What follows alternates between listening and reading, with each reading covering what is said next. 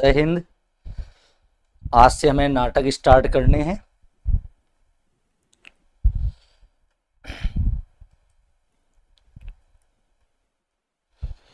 नाटक पढ़ना है आज से हमें। चलिए नाटक स्टार्ट करते हैं।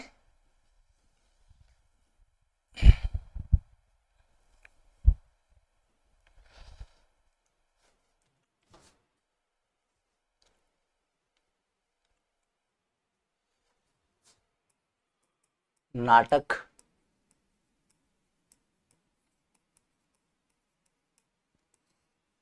सबसे पहले चर्चा करते हैं नाटक होता क्या है। नाटक कोई नई विधा नहीं है। लोक में या लोक जो साहित्य होता है उसमें कई युगों से नाटक होते आ रहे हैं। इनका मुख्य उद्देश्य मनोरंजन कराना था और इसी उद्देश्य के कारण नाटक को गढ़ा गया था। नाट्यशास्त्र की माने तो नाट्यशास्त्र कहता है कि जब त्रेता युग आया और त्रेता युग में दुख प्रारंभ हुए मनुष्य के जीवन में, क्योंकि सतयुग में तो दुख था ही नहीं। त्रेता में दुख जब प्रयुक्त हुए मनुष्यों के जीवन में दुख आने लगे तो सुर और असुर दोनों पार्टी कहाँ गई? ब्रह्मा जी के पास गई हैं और ब्रह्मा जी से कहा कि ये जो दुख हैं इनसे निवारण के लिए कोई मनोरंजक ऐसा कार्यक्रम बताओ जिससे कि हमारा जो थोड़ा सा विश्रांति मिले। शोकार्थ दुखार्थ, तो दुखार्थ शोकार्थ पीड़ित मनुष्य को विश्रांति मिले, नाट्यशास्त्र कहता है। और इसी के लिए क्या होता है कि ब्रह्मा जी पंचम वेद की उत्पत्ति करते हैं। और पंचम वेद की वो कैसे करते हैं? तो पंचम वेद की करते हैं, ऋग्वेद से कथानक लेते हैं, सामवेद से संगीत लेते हैं, यजुर्वेद से अभिनय लेते हैं और अथर्ववेद से रस लेते हैं और इन सब को मिलाकर नाट्य बना देते हैं, नाटक, जिसे पंचम वेद कहा जाता है। इसलिए नाट्यशास्त्र पंचम वेद कहलाता है। तो इस नाटक का जो निर्माण हुआ था, नाटक का निर्माण दुखों से विश्रांति के लिए हुआ था, से पीड़ित मनुष्य को विश्रांति देने के लिए। अब आप जब मेरे मुंह से सुन रहे होंगे तो आपको याद आ रहा होगा कि यही नाट्यशास्त्र के रचयिता भरत मुनि का काव्य लक्षण था। दुखार्थ शोकार्थ पीड़िता मनुष्य विश्रांति। तो दुखों से डूबे हुए, शोक में डूबे हुए मनुष्यों को विश्रांति देने के लिए काव्य मतलब नाट्य रचा गया था।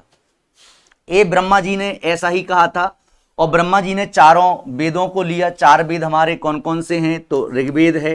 ये मैं आपको बता चुका हूं कहाँ, काव्यशास्त्र वाले टॉपिक में, कि ऋग्वेद से इन्होंने कथा घटनाएं या कथोपकथन लिया। फिर आता है सामवेद, तो सामवेद से इन्होंने संगीत लिया। फिर आता है आपका यजुर्वेद और यजुर्वेद से इन्होंने अभिनय लिया। और फिर आता है अथर्ववेद और अथर्ववेद से इन्होंने रस लिया। इन सबको मिला दिया जाए तो बन जाता है आपका क्या? नाटक। क्या बन जाता है? नाटक बन जाता है।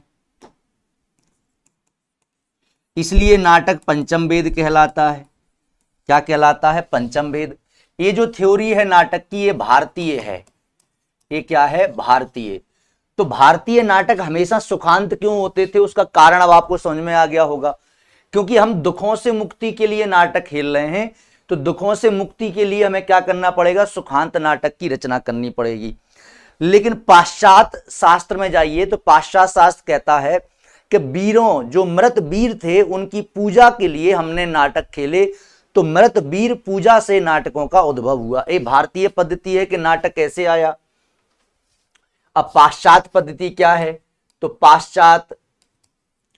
पाश्चात्य पद्धति कहती है, डॉक्टर रिजवी ये कहते हैं कि मृत वीरों की पूजा तो मृत वीरों की पूजा होती थी।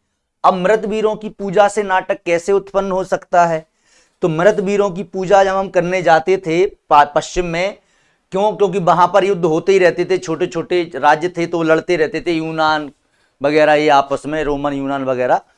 तो वो करते क्या थे कि जो मर जाते थे वीर, उनकी पूजा करते थे। तो उनकी पूजा के समय जो मृत वीर हैं उनका अभिनय करते थे वो लोग, और फिर वो मर जाते थे तो दुखांत नाटक होता था। इसलिए यहां पर कैसा होता था? दुखांत।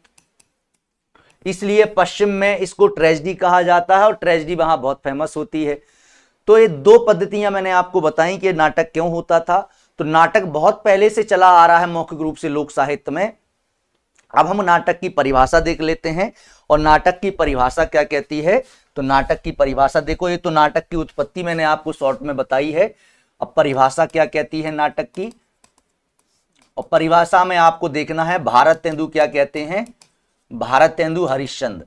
तो भारतेंदु हरिश्चंद्र कहते हैं नटों के द्वारा की जाने वाली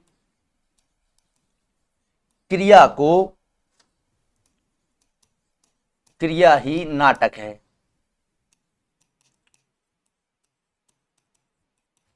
नटों के द्वारा की जाने वाली क्रिया ही क्या है? तो नटों के द्वारा की जाने वाली क्रिया ही नाटक है। इसका सीधा सा मतलब है कि जो नट होते हैं, जिन्हें हम पात्र कहते हैं, इन्हें हम क्या कह देते हैं? पात्र कह देते हैं। जिसमें हीरो आता है, हीरोइन आती है, और भी लोग आते हैं। अभी पढ़ेंगे कि कौन कौन से पात्र होते हैं नाटकों में। इन्हीं को हम क्या कह देते हैं? ये नट जो होते हैं, ये जो क्रियाएं करते हैं, क्रियाओं का मतलब है अभिनय करते हैं, इस अभिनय को ही नाटक कहा जाता है। ये कौन कह रहा है? भारतेंदु हरिश्चंद्र जी कह रहे हैं। तो इनकी परिभाषा आपको याद रखनी है। दूसरे हैं जयशंकर प्रसाद।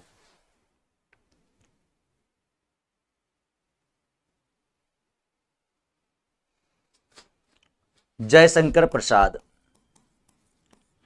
और जयशंकर प्रसाद क्या कहते हैं? तो जयशंकर प्रसाद कहते हैं भावों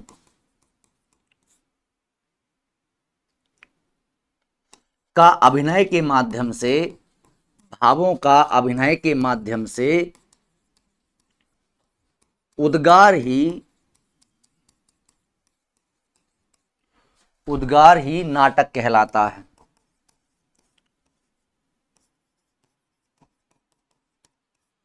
उद्गार ही क्या कहलाता है?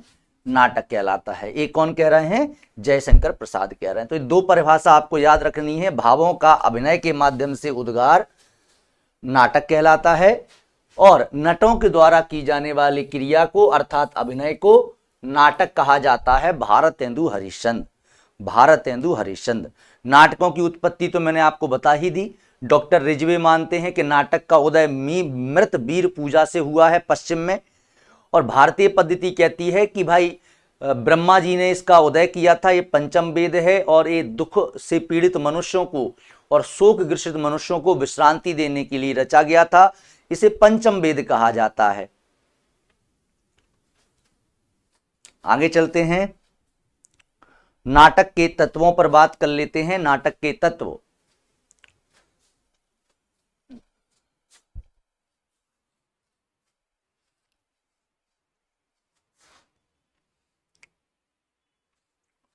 नाटक के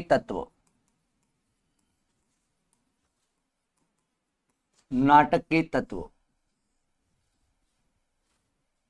नाटक के तत्व देखिए। एक तो होता है वस्तु। इस वस्तु को ही कथा वस्तु कहा जाता है, या इसको ही कथानक कहा जाता है।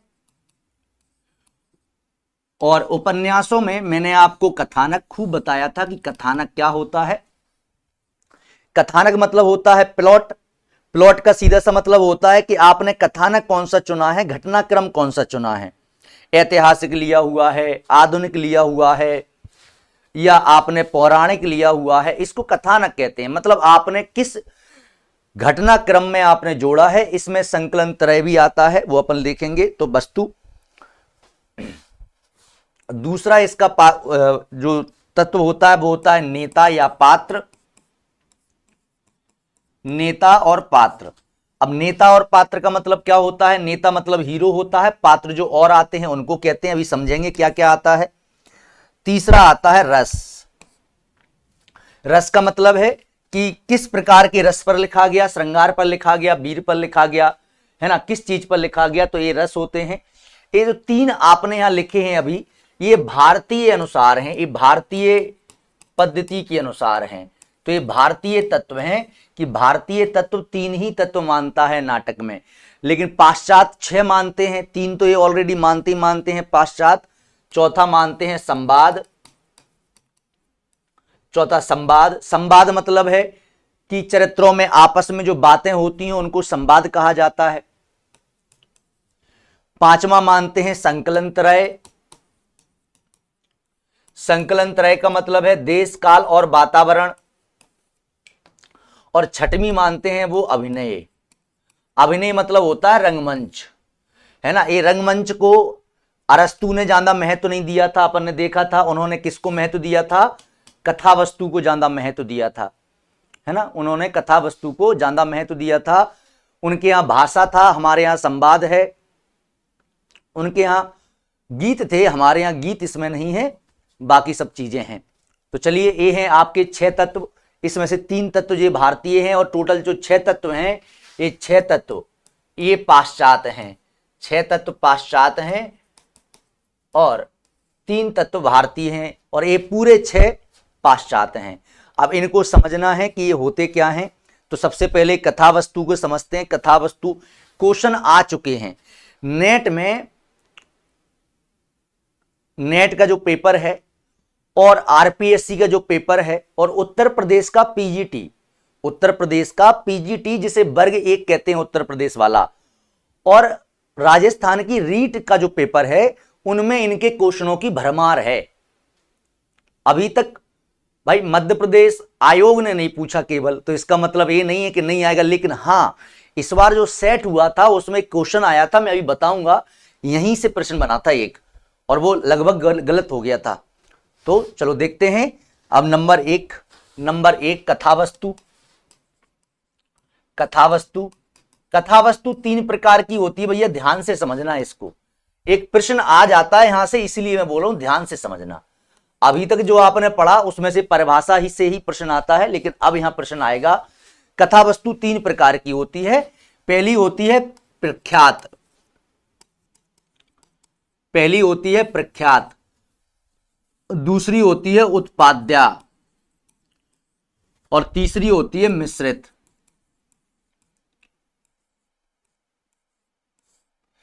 तीन प्रकार की कथा वस्तु होती हैं। कौन कौन रट लेना, कौन कौन होती हैं? प्रख्यात होती है, उत्पाद्या होती है और मिश्रित होती है। ये 3 प्रकार की कथा वस्तुएं होती हैं। अब देखते हैं 3 प्रकार में प्रख्यात कौन सी होती है। अब ये मिलाने को आ जाएगा और आपसे कहा जाएगा कि निम्नलिखित में से असत्य चुनिए। नाटक की कथा वस्तु के संदर्भ में असत्य चुनिए। नंबर 1 प्रख्यात, नंबर 2 उत्पाद्या, नंबर 3 मिश्रित।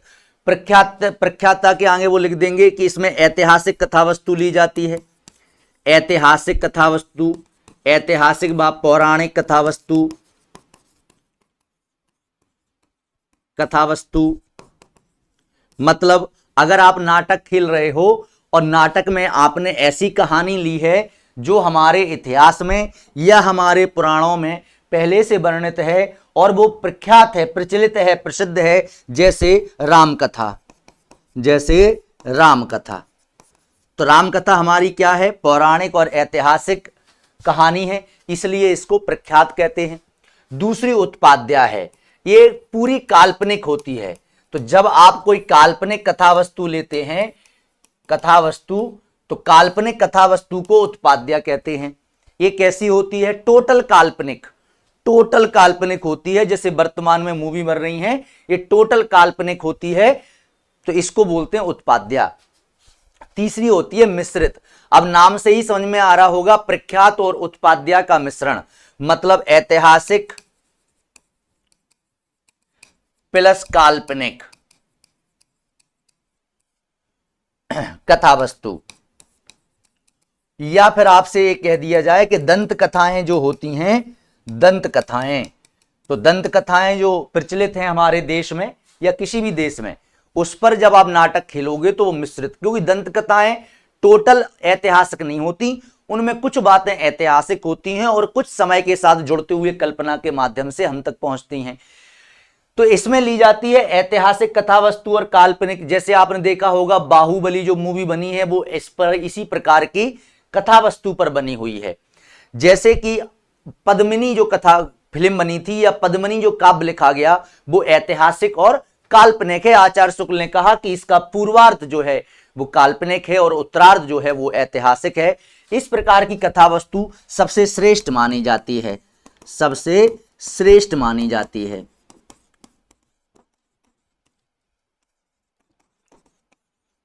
सबसे श्रेष्ठ मानी जाती है। ये सबसे छोटी अधम मानी जाती है और मध्यम में लिया जाता है इसको। तो जैसे सबको रामकथा पता है, तो अगर इसमें हम रामकथा ले लें और उसमें कुछ कल्पना जोड़ दें तो रोचकता आ जाती है और ये सबसे प्रसिद्ध मानी जाती है। इसीलिए तो 3 प्रकार की होती हैं। 3 प्रकार में आपको नाम याद रखने हैं, प्रख्यात, उत्पाद्या और मिश्रित। बना लीजिए, फिर आगे चलते हैं।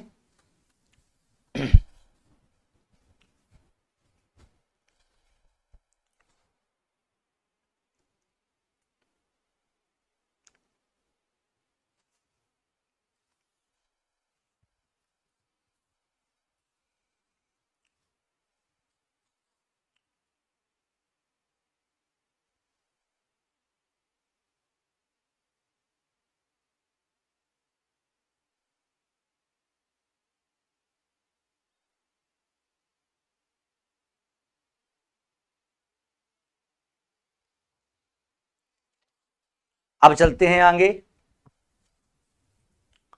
कथा वस्तु का विकास। अब यही जो कथा वस्तु आपने ली है इसका विकास कैसे होता है, तो कथा वस्तु का विकास, कथा वस्तु का विकास ध्यान से समझना। कथा वस्तु का विकास 3 भागों में बांटकर समझते हैं हम। पहला होता है अर्थ प्रकृति के आधार पर, और अर्थ प्रकृति के आधार पर। दूसरा होता है कार्य अवस्था के आधार पर।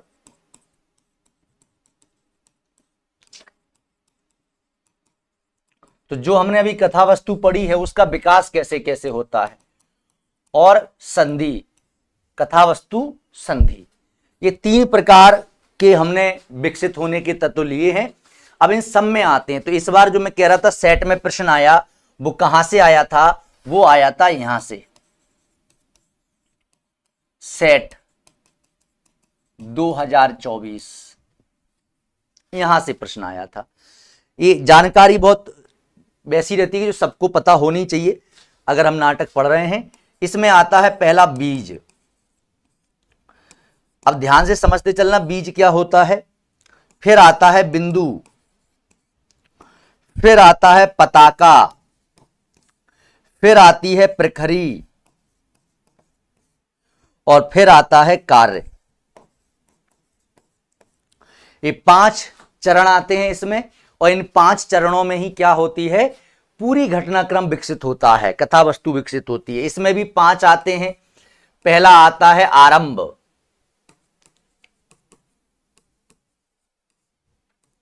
फिर आता है प्रयत्न, फिर आता है प्रयत्न, फिर आता है प्रत्याशा, फिर आता है नियता, नियत प्राप्ति, तो नियता प्राप्ति, और फिर लास्ट आता है इसमें फलागम।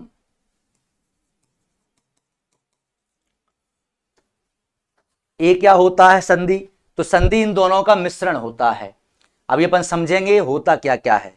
नंबर 1 होता है मुख, इसमें भी नंबर 1 होता है मुख, और मुख का मतलब क्या होता है कि बीज और आरंभ का योग, बीज और आरंभ के मिलने से बन जाता है मुख। तो ये संधि है। संधि मतलब होता है जोड़, 2 चीजों का जोड़। दूसरा क्या होता है इसमें प्रतिमुख, मुख और प्रतिमुख। इसमें क्या होता है, बिंदु और प्रत्यन का मेल, बिंदु और प्रत्यन का मेल। तीसरा क्या आता है इसमें, गर्भ, और गर्भ में क्या आता है, पताका प्लस प्रत्याशा, फिर चौथा आता है विमर्श। विमर्श में क्या आता है? प्रकृति प्लस नियता प्राप्ति। और नंबर 5 आता है निर्वहन। और निर्वहन में आता है कार्य और फलागम। ये बनती हैं संधियां। अब इस संधियों के नाम आपको याद रखने, अगर नाम याद हो गए तो इनको जोड़ जोड़कर आप वैसे ही बना दोगे।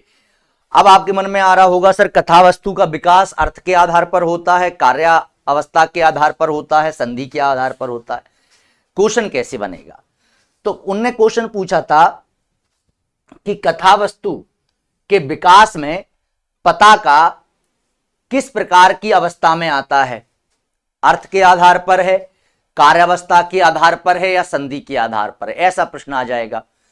या आपसे पूछा जाएगा कि बीज क्या होता है, बिंदु क्या होता है, पताका क्या होता है, प्रकृति क्या होता है? ऐसा प्रश्न आ जाएगा। तो प्रश्न कुछ भी पूछा जा सकता है। और मैंने अभी बताया कि यूपी पीजीटी वर्ग 1 में जो उत्तर प्रदेश लेती है, नेट की परीक्षाओं में, आरपीएससी में और आरपीएससी के रीट में इनके कई प्रश्न आ चुके हैं।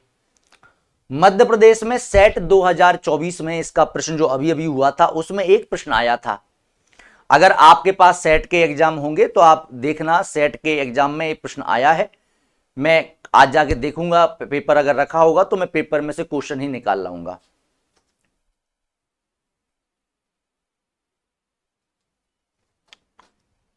अब बीज क्या होता है? देखो, बीज से ही आप पता कर रहे हैं कि बीज क्या है। तो बीज का सीधा सा मतलब है कि इसी से कार्य की उत्पत्ति होती है।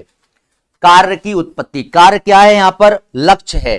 देखो, दो चीजें आप समझ लो कि क्या होता है नाटक में। मैं यहां पेज लेके अपन समझते हैं। नाटक में क्या होता है कि नाटक में मान के चलो ये लक्ष्य प्राप्त करना है। हर नाटक में एक लक्ष्य होता है, एक उद्देश्य होता है, एक उद्देश्य होता है, एक लक्ष्य होता है। इसकी प्राप्ति करनी होती है नायक को। कोई भी नाटक, कोई भी मूवी देख लो आप, उसमें एक लक्ष्य या एक उद्देश्य रखा जाएगा। जैसे हीरोइन से शादी करना। अब इस हीरोइन से शादी करने के चक्कर में ही विलन तक की हत्या करनी पड़ती है, मतलब पूरा कार्य इसी में चल जाता है। तो इस लक्ष्य को प्राप्त करना होता है। इस लक्ष्य को ही कहते हैं हम कार्य। लक्ष्य को ही क्या क्या कह देते हैं हम? कार्य। और अगर हम कार्य अवस्था के आधार पर देखें तो इसी को कहते हैं फलागम। फलागम का मतलब है फल की प्राप्ति कर लेना, कार्य का मतलब है लक्ष्य की प्राप्ति कर लेना। ये तो आपको ये देखना है कि नाटक में क्या क्या होता है। तो नाटक में सबसे पहले जब स्टार्ट होता है नाटक तो इसको कहते हैं बीज। बीज का मतलब है कि यहां पर बीज डाल दिया जाता है कार्य की प्राप्ति का। तो कार्य की उत्पत्ति होती है यहीं पर, कार्य की उत्पत्ति होती है। मतलब हीरो को यहां ये पता चलता है कि उसको किस कार्य की प्राप्ति करनी है, तो उस कार्य की उत्पत्ति होती है, कार्य का जन्म हो जाता है यहां पर कि भाई हीरो का लक्ष्य क्या है। मतलब जब बीज कब चलता है तो हीरो मान के चलो शुरू में नाटक स्टार्ट हुआ, हमारा हीरो बाइक लेके कॉलेज गया और बाइक लेके कॉलेज गया और उसमें उसको हीरोइन दिखी और हीरोइन पर वो फिदा हो गया, आसक्त हो गया, तो वो कार्य की उत्पत्ति मानी जाएगी। क्यों? क्योंकि अब उसका लक्ष्य क्या है? अब उसका लक्ष्य है हीरोइन की प्राप्ति करना, है ना। तो कार्य की उत्पत्ति यहां पर हो गई। क्या कार्य की उत्पत्ति है? हीरोइन को प्राप्त करना एक कार्य की उत्पत्ति है। तो हम लिख लेते हैं नायिका प्राप्ति, ये क्या है? कार्य है। अब उसको लक्ष्य क्या मिल गया? नायिका प्राप्ति। और उत्पत्ति कहां होगी? नायिका दिख जाएगी, यहीं पर दिख गई और उस पर आसक्ति हो गई, उस पर आसक्ति। तो ये हो गया बीज। इसको क्या कहेंगे? बीज। और इसी को कार्यावस्था के आधार पर कहा जाएगा। क्या कहा जाएगा? कार्यावस्था के आधार पर आरंभ। यही आरंभ है, यही बीज है। आगे चलते हैं। फिर आता है बिंदु। तो दूसरा क्या आता है भाई? बिंदु आता है। ये बिंदु क्या है? तो बिंदु ये है कि अब यहां पर कथा वस्तु का विस्तार होगा। कथा वस्तु का क्या होगा, विस्तार होगा, कथा वस्तु फैलेगी। और ये बिंदु मतलब जॉइंट, बिंदु मतलब जॉइंट मतलब एक से अधिक कथाएं जुड़ जाएंगी। यहां पर एक से अधिक कथाएं जुड़ जाएंगी। तो आप कोई भी मूवी देखिएगा कि शुरू में आपको कोई कथा अलग से नहीं मिलेगी। हीरो मिलेगा, सुबह उठता है, उसकी वही दिनचर्या होती है, मम्मी पापा होते हैं, नाश्ता करता है, बैग टांगता है, कॉलेज चला जाता है, फिर कॉलेज से आता है, मस्ती में रूम में चला जाता है, पढ़ने लगता है और या मस्ती करता है। एक ही कहानी चल रही होती है। जैसे ही उसको हीरोइन दिखती है, बीज प्रारंभ हो जाता है, मतलब बीज डल गया काय का, कार्य लक्ष्य प्राप्ति का। अब उसको नायिका दिख गई, नायिकता पर आसक्त हो गया। अब उसको क्या चाहिए, नायिका चाहिए, हमेशा के लिए शादी करना है, नायिका प्राप्ति उसका लक्ष्य है और उसी लक्ष्य को उसको प्राप्त करना है। इसी को फलागम कहा जाता है, इसी को कार्य कहा जाता है। अब वो आगे चला, अब नायिका इंटर कर गई, तो नायिका इंटर करेगी तो एक कहानी जुड़ गई उसके और भाग्य में। अब नायिका से जुड़ी बहुत सी कहानी, क्योंकि नायिका पर फिदा था विलन का भाई, तो एक कहानी और ऐड हो गई। तो अब यहां पर बिंदु में क्या होती, कई सारी कहानियां ऐड हो जाती है और हीरो के आसपास कई सारी कहानियां चल रही होती हैं। अब तीसरा है पताका। अब इसमें जो कई कहानियां स्टार्ट हुई हैं, उन कहानियों में दो प्रकार की कहानी होती हैं। तो तीसरा कौन सी होती है, पताका।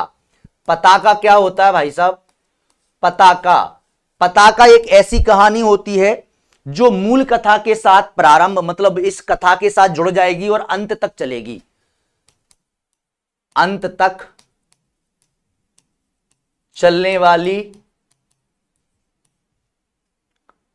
अन्य कथा, ये अंत तक चलेगी, इसको बोलते हैं पताका।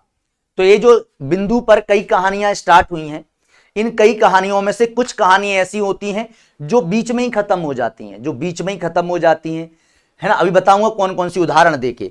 और कुछ कहानियां ऐसी होती हैं जो अंत तक चलती हैं फिर, तो ये अंत तक चलने वाली को कहते हैं पताका। और एक होती है प्रकरी, मैं यहां लिख देता हूं, इसको यहां अब बना लो, प्रकरी।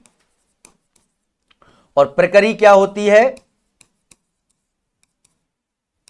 छोटी छोटी कहानियां जो बीच में ही समाप्त हो जाती हैं।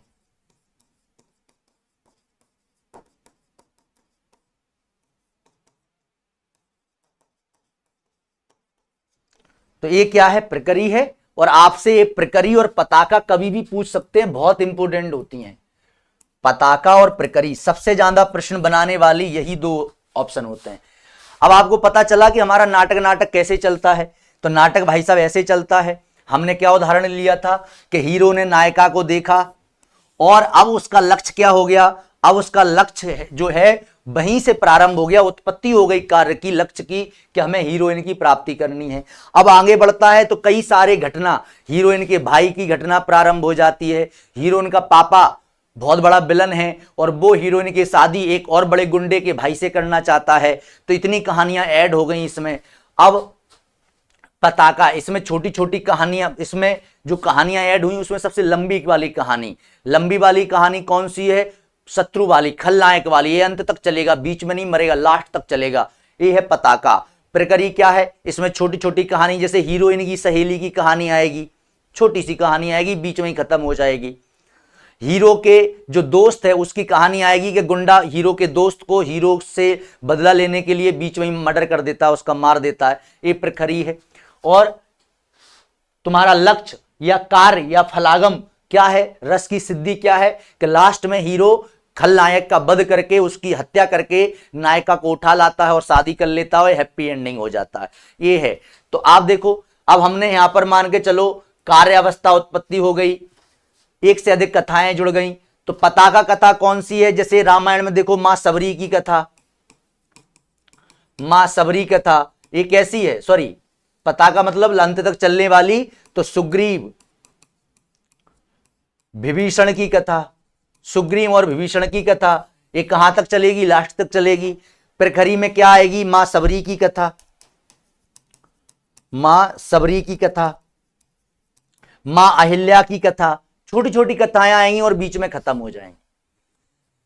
और ए प्राप्ति है। अब हम इसको ही देखते हैं कार्यावस्था के आधार पर, ये अर्थ प्रकृति के आधार पर थी, अब कार्यावस्था के आधार पर देख लीजिए। पहली है आरंभ। आरंभ का मतलब यही होता है कि किसी फल की प्राप्ति की इच्छा और उसमें प्राप्त करने के लिए जो उत्सुकता होती है उसको आरंभ कहते हैं। तो जब हीरो का किसी फल की प्राप्ति की इच्छा जगना, मतलब नायिका पे आसक्ति हो गई, नायिका प्राप्ति की चीजें जग जाना, जो बीज है वो आरंभ है, वो क्या है वहां पर आरंभ है। और हमारे यहां फिर वहां आता है प्रयत्न। प्रयत्न का मतलब है नायिका, जो नायक होता है वो प्रयास करता है। तो उनको भी समझ लेते हैं, पहले आप ये लिख लीजिए। क्या ये समझ में आ गया आपको कि नहीं आया, बता दीजिए तो हम फिर आगे बढ़े।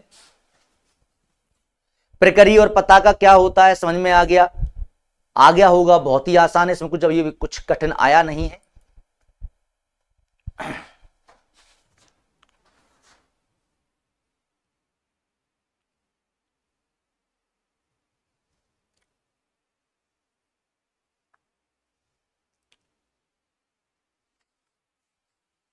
चलिए आगे चलते हैं। और अब कार्य अवस्था के आधार पर लेते हैं। ये तो अर्थ प्रकृति के आधार पर था, है ना। अब कार्य अवस्था के आधार पर लेते हैं। कार्य अवस्था के आधार पर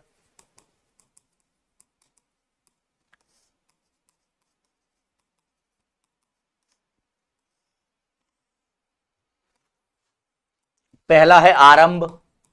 आरंभ तो वही है जो बीज था। आरंभ का मतलब है कि नायक किसी फल की प्राप्ति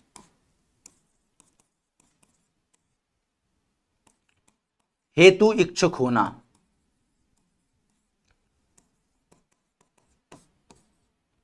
और उत्साहित, ये आरंभ है। मतलब इसका जो टारगेट होता है लास्ट वाला, वो होता है फल प्राप्ति, फलागम।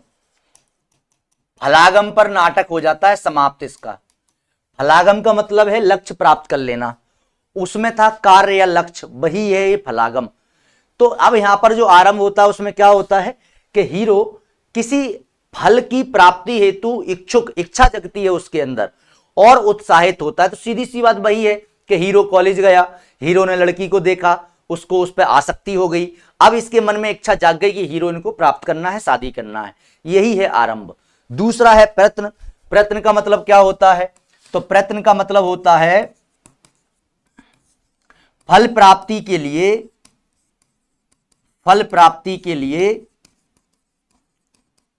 प्रयास।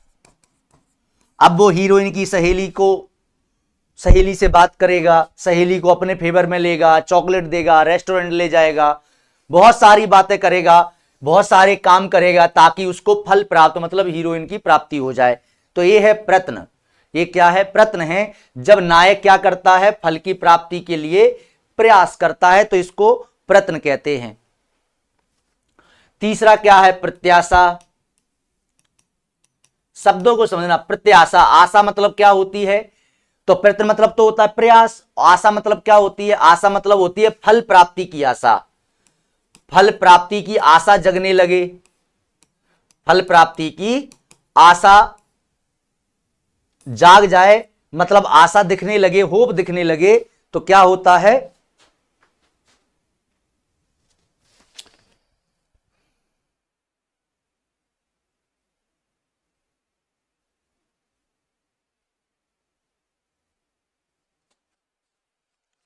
हमने बहुत से सिस्टम से सिलेबस को पढ़ा है सर जी।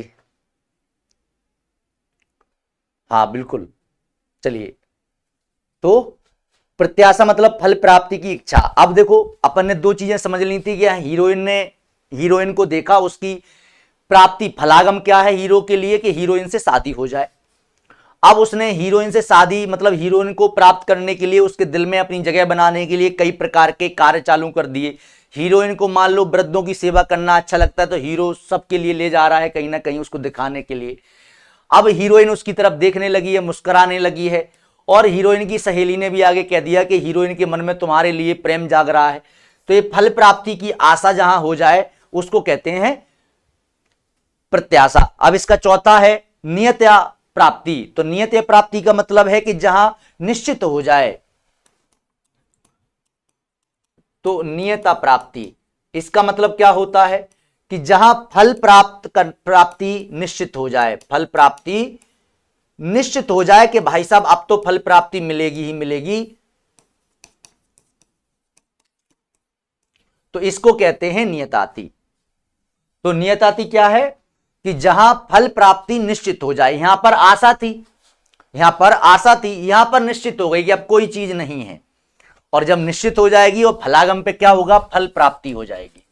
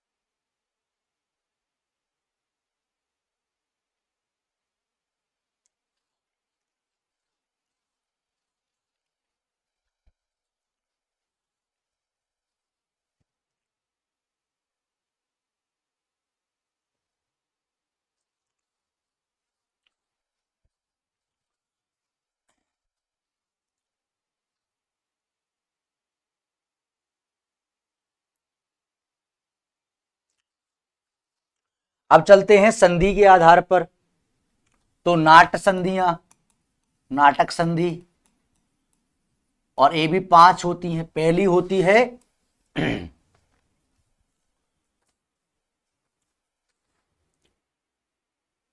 मुख, मुख संधि। अब ये क्या होती है, तो इसमें क्या होता है कि जो पहला वहां का है और पहला यहां का, इन दोनों को हम क्या करते हैं, मिला देते हैं, बीज को और आरंभ को मिला देंगे। तो बीज प्लस आरंभ, ये दो जहां मिल जाएं उसको कहते हैं मुख संधि। नाटक में एक पॉइंट आता है जहां मिल जाते हैं। बीज का मतलब है लड़की दिख जाना, हीरोइन दिख जाना, मतलब कार्य की उत्पत्ति, कार्य की उत्पत्ति। तो ये क्या है, लड़की दिख गई और लड़की पर उसका दिल आ गया, मतलब आसक्त हो गया हीरोइन पर हीरो, तो एक कार्य की उत्पत्ति है। आरंभ क्या है, आरंभ है कि अब उसकी प्राप्ति की इच्छा, तो है ना, इस पे क्या हो जाएगा, कार्य की प्राप्ति या फलागम की प्राप्ति की इच्छा, फलागम की प्राप्ति की इच्छा। ये दोनों जहां एक साथ हो जाएं, तो जब उसने नायिका को देखा तो है बीज, और जैसे ही उसके मन में उसके प्रति आसक्ति और उसको प्राप्ति की इच्छा आई, तो जस्ट उस पॉइंट को कहेंगे मुख संधि। क्या कहेंगे, मुख संधि। अब दूसरी आएगी प्रतिमुख। दूसरा कौन सा आएगा, प्रतिमुख। प्रतिमुख क्या होता है भाई, बिंदु। बिंदु में क्या होता है, कई कहानियां अब जुड़ने चालू हो जाती हैं, और यहां पर क्या होता है, आरंभ के बाद प्रयत्न। तो इसमें क्या होगा, कई कहानियां जुड़ जाएंगी, कई कहानियां जुड़ेंगी, और इसी बीच क्या होगा कि वो प्रयास भी करेगा, प्रयास फलागम का। तो कई कहानियां तभी चालू होंगी जब वो प्रयास करना चालू करेगा। तो कई कहानियां जुड़ गई, और उन कहानियों में से जिस पॉइंट से वो प्रयास करना प्रारंभ करेगा उसको कहा जाएगा प्रतिमुख संधि। उसको क्या कहा जाएगा, प्रतिमुख संधि। तीसरा क्या है, गर्भ। तीसरा क्या है, गर्भ है। इसमें पताका और प्रत्याशा आ जाती है।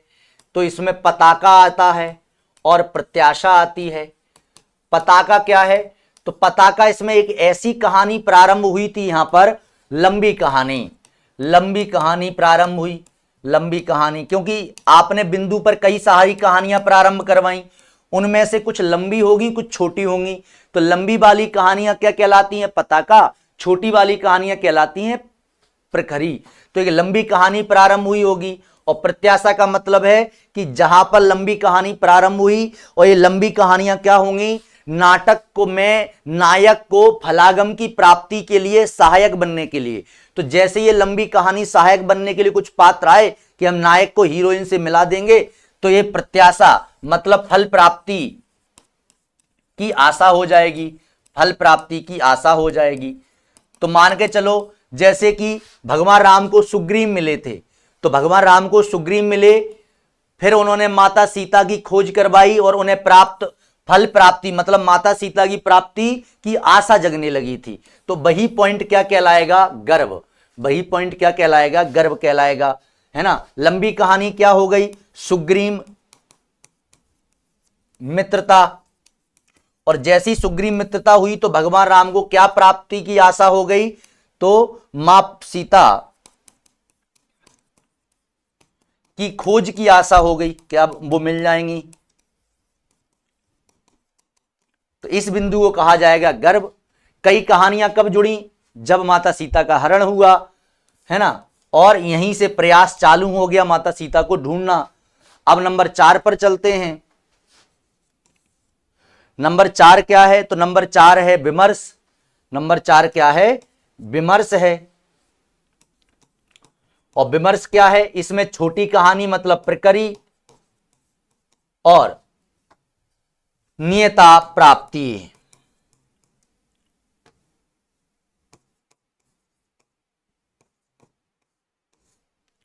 और नियता प्राप्ति को मिला दो। नियता प्राप्ति मतलब फल निश्चित हो जाए, और प्रकरी मतलब है छोटी छोटी कहानियां जो बीच में खत्म हो जाएं। ये छोटी छोटी कहानियों को छोटी छोटी जीत मान लो कि नायक ने गुंडे की आधी सेना खत्म कर दी, ये मान लो। हनुमान जी गए और अशोक वाटिका उजाड़ के आ गए, और अब भगवान राम को निश्चित हो गया कि अब फल की प्राप्ति हो जाएगी। ये है आपकी प्रकरी। और नंबर 5 आ जाता है। नंबर 5 क्या है? निर्वहन। निर्वहन में क्या आ जाता है? कार्य मतलब लक्ष्य प्राप्ति और फलागम। उसको नायक को नायिका मिल जाती हैं और रस का भोग करते हैं, शांति शांति सुखी सुखी से अपना जीवन व्यतीत करते हैं। ये होता है आपके संधि। तो इन संधियों को याद रखना है। मुख संधि, प्रतिमुख संधि, गर्भ संधि, विमर्श संधि और निर्वहन संधि। इन संधियों में आप दोनों कार्य अवस्था में और अर्थ के आधार पर, जो प्रकृति के आधार पर होती हैं, वो उनको जोड़ दो तो ये 5 बन जाएंगे।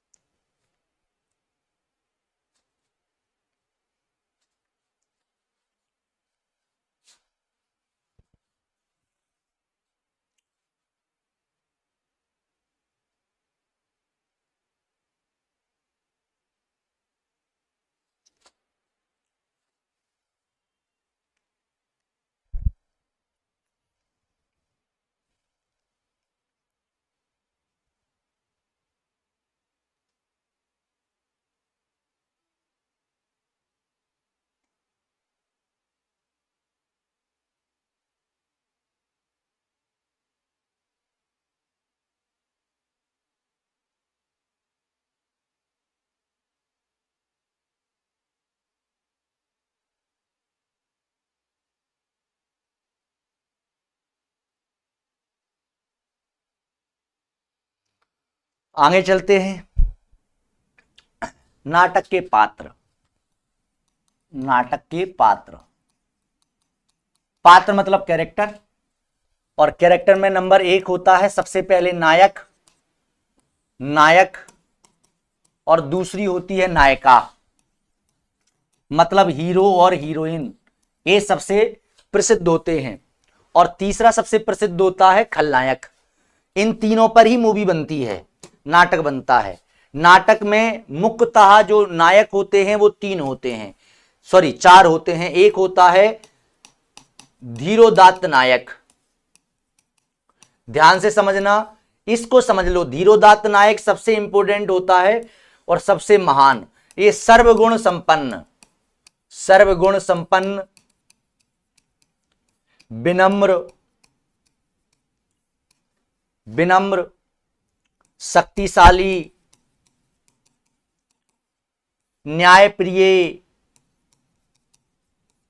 शांति प्रिय, ऐसे नायक को कहा जाता है धीरोदात्त नायक। धीर प्लस उदात्त, ध्यान से जो जोड़ना, धीर प्लस उदात्त, धीर प्लस उदात्त, इसको कहते हैं धीरोदात्त नायक। जैसे श्री राम, जैसे श्री राम, तो पहला नायक हमारे हो गए धीरोदात्त नायक। दूसरे हमारे नायक कौन है? धीरोदत्त, इसलिए मैं कह रहा था कि उसको ध्यान से करना। धीरोदत्त नायक, बिल्कुल मामूली, धीरो उदात्त और धीरोदत्त, धीर प्लस उदात्त, उदत्त है ना, तो धीरो प्लस धीर प्लस उदात्त, और वो उदात्त है। तो उदात्त वाला याद करना कि सर्वगुण संपन्न ये होता है, ये नहीं होता, सबसे श्रेष्ठ नायक वही माना जाता है। ये दूसरा है। इसमें क्या होता है? अहंकारी, घमंडी, उग्र, चपल, ये भी वीर होता है, लेकिन घमंडी स्वभाव का, क्रोधी स्वभाव का, है ना, क्रोधी स्वभाव का, उग्र, है ना, चपल, न्यायप्रिय ये भी होता है, न्यायप्रिय ये भी होता है। जैसे परशुराम, तो भगवान परशुराम क्रोधी स्वभाव के थे, अखंड वीर, क्रोधी स्वभाव के, और क्रोधी जब ज्यादा स्वभाव होता है तो घमंडी से लगने लगते हैं, घमंडी स्वभाव के हैं, तो वो होते हैं धीरोदत्त। ये कौन है? भगवान परशुराम को माना जाता है ऐसे। ये दूसरे नंबर के श्रेष्ठ होते हैं। ये सेकंड नंबर के जो श्रेष्ठ नायक हैं वो इसी कैटेगरी में आते हैं। तीसरा होता है धीर ललित, धीर ललित, धीर ललित। और धीर ललित कौन होता है भाई साहब? तो ये होता है कला प्रिय, कला प्रिय, संगीत प्रिय, संगीत प्रिय, मनोविनोदी टाइप का इंसान, मनोविनोदी टाइप का इंसान, मनोविनोदी, है ना। और ये है श्री कृष्ण। ये क्या है? श्री कृष्ण धीर ललित हैं।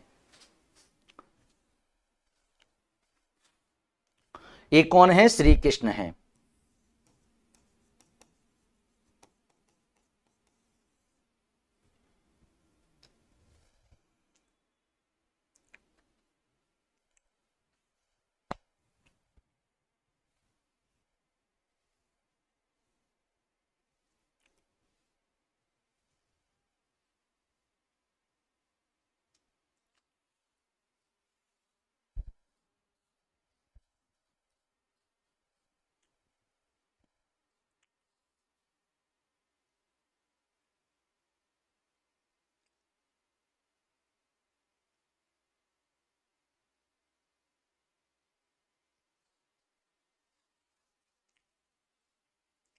आगे चलते हैं और लास्ट होते हैं चौथे धीर प्रशांत। धीर प्रशांत क्या है? ये सामान्य होते हैं, सामान्य गुणों से युक्त, न्यायप्रिय, शांत स्वभाव। बस ये महाशक्तिशाली नहीं होते। और ये हैं युधिष्ठिर, युधिष्ठिर।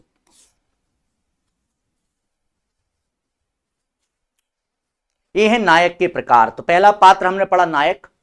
नायक क्या होता है? नाटक का महत्वपूर्ण पात्र होता है, और यही नायक जो है वो फलागम की प्राप्ति करता है।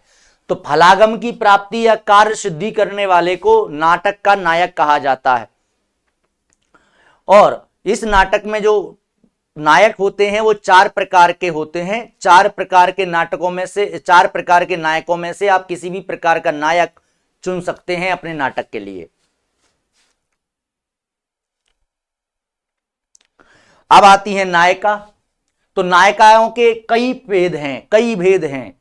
हम कुछ पढ़ लेते हैं अपनी जानकारी के लिए, जो मुख्य मुख्य हैं वो।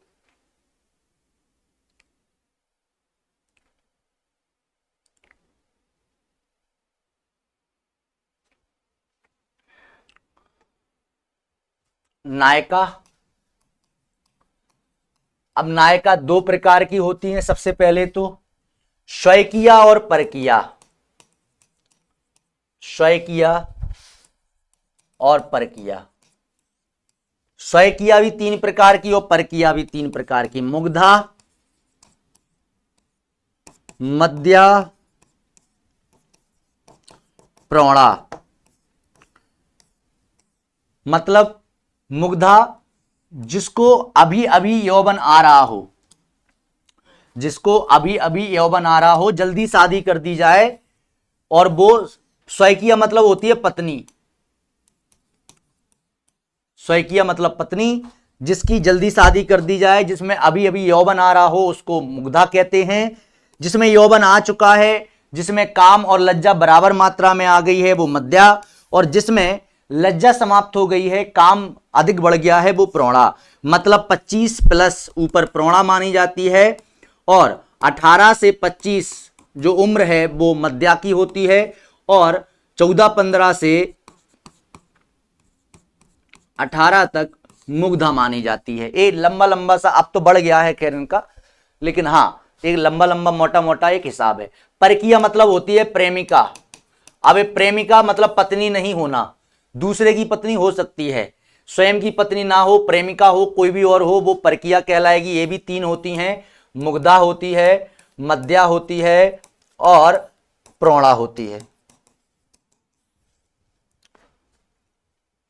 ये होती हैं नायिकाएं। अब इन नायिकाओं में कई प्रकार के नायिका जो स्वयकिया हैं उनमें कई प्रकार की होती हैं, जैसे खंडित नायिका और प्रोसित पत्रिका पत्रिका नायिका, अभिसार नायिका इसमें आती है, शुक्ल अभिसार नायिका इसमें आती है। तो अभिसार नायिका कौन होती है? जो भाई पूर्णिमा की चांदनी में अपने हीरो से रात में मिलने जाती है, अपने नायक से। ये इसमें आती है परकिया में। प्रेम का जब अपने नायक से रात में दुख छुपकर पूर्ण चांदनी रात में मिलने जाए तो वो होती है अभिसार नायिका। अभिसार मिलन कहते हैं चांदनी रात के को।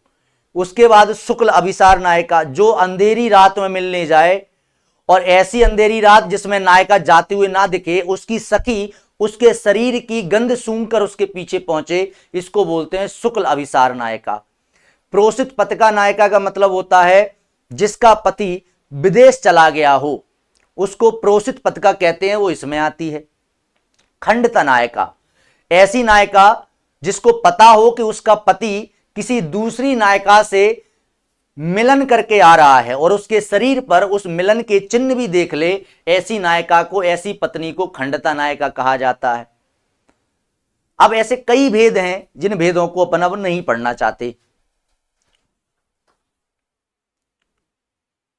याद रखना कि बिहारी की नायिका ये वाली थी।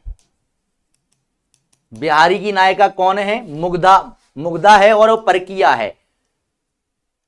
आगे चलते हैं। अन्य पात्र में पीठ मर्द नायक, पीठ मर्द नायक, ये अन्य पात्र में आ जाते हैं अपन। ये क्या होता है? नायक का संयोगी पात्र, नायक का संयोगी पात्र, ये पीठ मर्द नायक होता है ना। ये भी ताकतवर होता है, नायक का संयोगी होता है और नायक के साथ साथ चलता है, उसका भक्त होता है। इसको हम बोल सकते हैं जैसे हनुमान जी हैं, पीठ मर्द नायक थे, है ना। चलिए अगला होता है विदूषक। विदूषक, विदूषक मतलब होता है हंसाने वाला, नायक को हंसाने वाला विदूषक, कॉमेडियन कहलाता है। एक कॉमेडियन होता है ना। फिर होता है चेष्ट, चेष्टी कहते हैं। चेष्ट क्या होता है? नायक और नायिका को मिलाने वाला, नायक नायिका को मिलाने वाला पात्र, मिलाने वाला पात्र। अक्सर नायिका की सहेली होती हैं, जैसे नायिका की फ्रेंड, नायिका की सहेलियां, इन सहेलियों का यही काम रहता है। तो नायक और नायिका को मिलाने वाले पात्र को चेष्ट कहते हैं।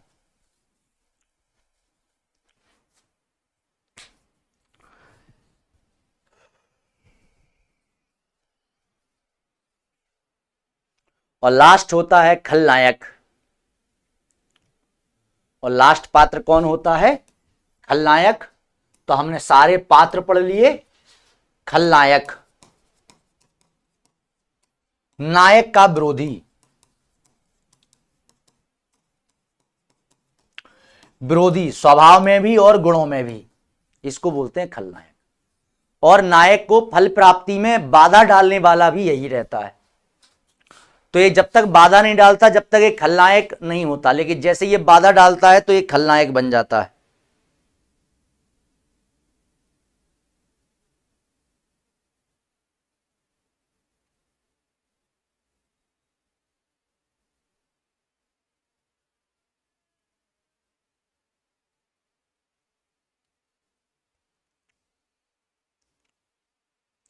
तो ये नाटक के पात्र हुए।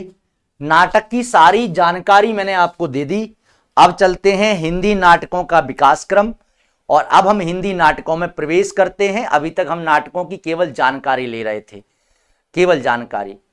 तो हिंदी नाटकों का विकास क्रम,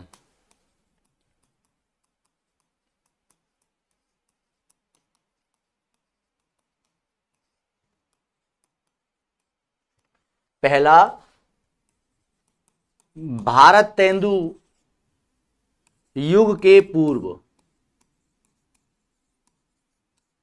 है ना, भारत तेंदु युग के पूर्व। और ये क्या है, 1857 से पूर्व, 1857 से पूर्व जो नाटक लिखे गए, जैसे इसमें नहुस लिखा गया, आनंद रघुनंदन लिखा गया, ये भारत तेंदु युग के पूर्व के नाटक हैं। दूसरा है भारत तेंदु युगीन, युगीन नाटक, और ये चलेगा 1857 से 1900 तक, जिसमें भारत तेंदु और उनके सहयोगी मंडलों द्वारा नाटक लिखा गया। तीसरा आएगा प्रसाद युगीन नाटक, प्रसाद युगीन नाटक, और ये चलेगा 1900 से 1930। इसमें प्रसाद और उस समय के महत्वपूर्ण नाटककार आएंगे। और चौथा होगा प्रसादोत्तर नाटक। तो 1930 के बाद जितने भी नाटक लिखे गए वो इसी में आते हैं। तो हिंदी नाटकों को विकास क्रम की दृष्टि से हमने कितने भागों में बांट के रखा हुआ है, 4 भागों में बांट कर रखा हुआ है।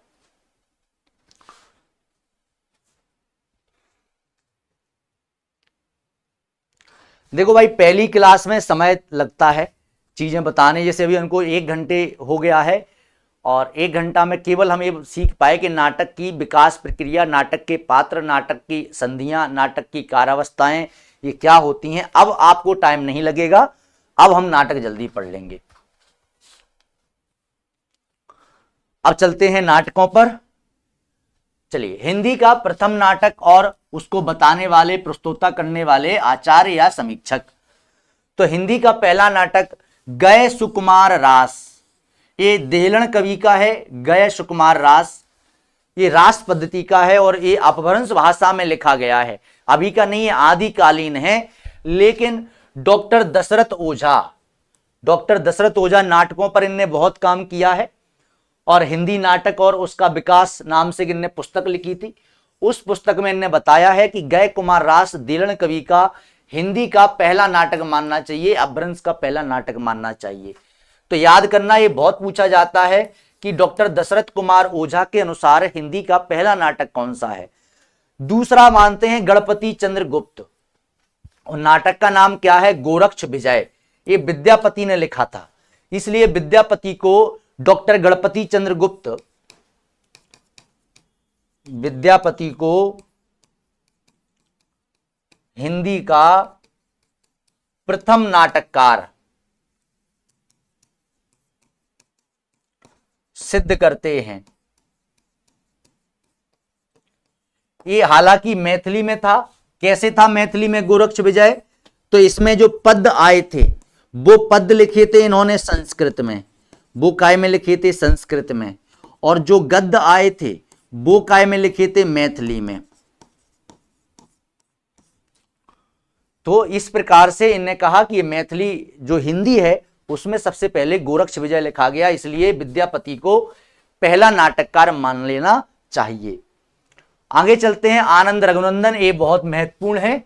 आनंद रघुनंदन ये किसने लिखा, रीवा महाराज, बघेलखंड के महाराज विश्वनाथ जू सिंह जी ने लिखा था। और ये किस भाषा में था, तो ब्रज भाषा में लिखा गया था, ब्रज भाषा में।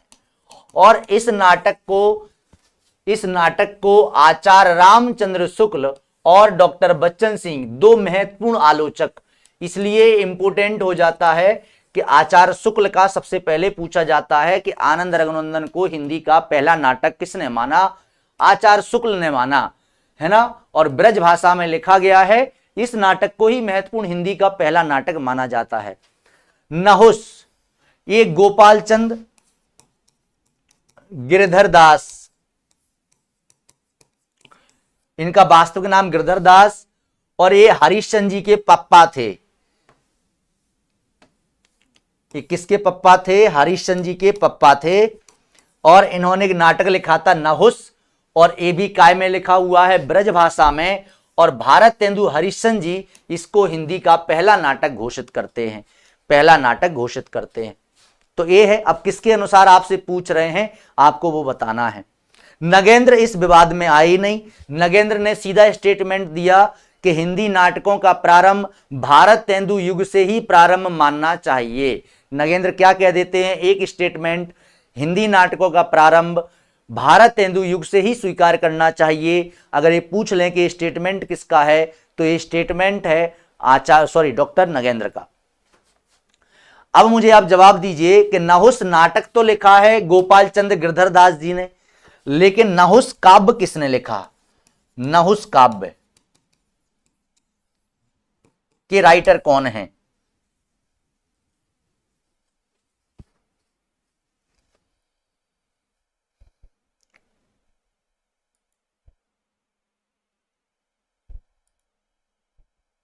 बताइए।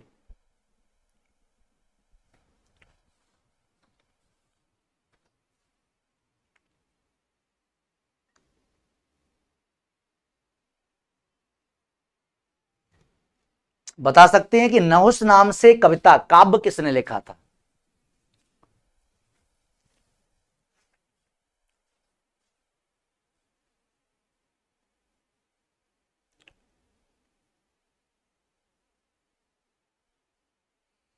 Very good, MSG Maithili Sharan Gupt जी ने। किसने? मैथिली शरण गुप्त जी ने, याद रखना। अब चलते हैं, हिंदी के पहले नाटक हो गए। अब हिंदी के पहले नाटकों में ही समझ लीजिए, भारत तेंदु युग में प्रारंभ करने से पहले, कि हिंदी और हिंदी में भी कौन सा? खड़ी बोली हिंदी, खड़ी बोली हिंदी। तो हिंदी का या खड़ी बोली हिंदी का पहला अनुदूत नाटक, अनुदूत नाटक मतलब अनुवाद किया हुआ पहला नाटक कौन सा है? तो शाकुंतलम, मतलब शाकुंतला, शकुंतला, शकुंतला 1863। इसे खड़ी बोली हिंदी का और पूरे हिंदी का पहला अनुदित नाटक माना जाता है आधुनिक युग में, है ना। शकुंतला ये किसने किया था? राजा लक्ष्मण सिंह, राजा लक्ष्मण सिंह। अब चलते हैं आगे, भारत तेंदु युगीन नाटक।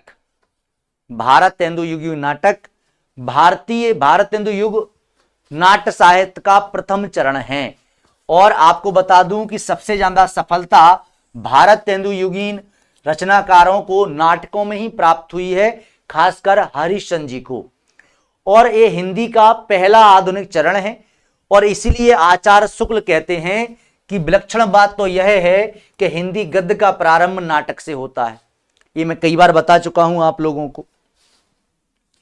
हिंदी गद्य का प्रारंभ नाटक से होता है, ये विलक्षण बात है, आचार्य शुक्ल कहते हैं। और बच्चन सिंह कहते हैं कि विलक्षण बात तो तब होती जब गद्य का प्रारंभ नाटक से नहीं होता। ये डॉक्टर बच्चन सिंह कहते हैं। और डॉक्टर नगेंद्र कह रहे हैं कि हिंदी नाटकों का प्रारंभ भारत तेंदु युग से ही स्वीकार करना चाहिए। तो ये तीन स्टेटमेंट याद रखना है। पहला स्टेटमेंट आचार्य शुक्ल का है, और आचार्य शुक्ल क्या कहेंगे? विलक्षण बात यह है कि हिंदी गद्य का प्रारंभ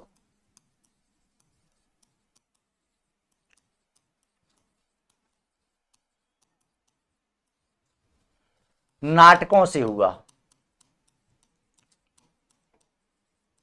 कैसे हुआ? नाटकों से हुआ, ये आचार्य शुक्ल कह रहे हैं। और दूसरा है बच्चन सिंह। ये बच्चन सिंह क्या कह रहे हैं? तो बच्चन सिंह कह रहे हैं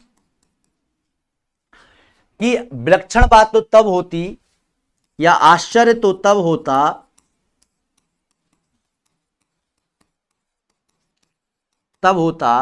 जब गद्य का प्रारंभ, हिंदी गद्य का प्रारंभ नाटकों से नहीं होता।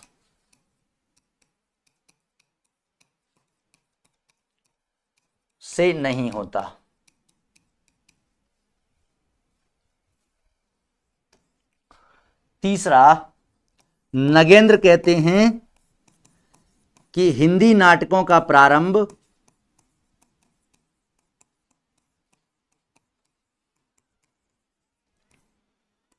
भारतेंदु युग से ही स्वीकार करना चाहिए।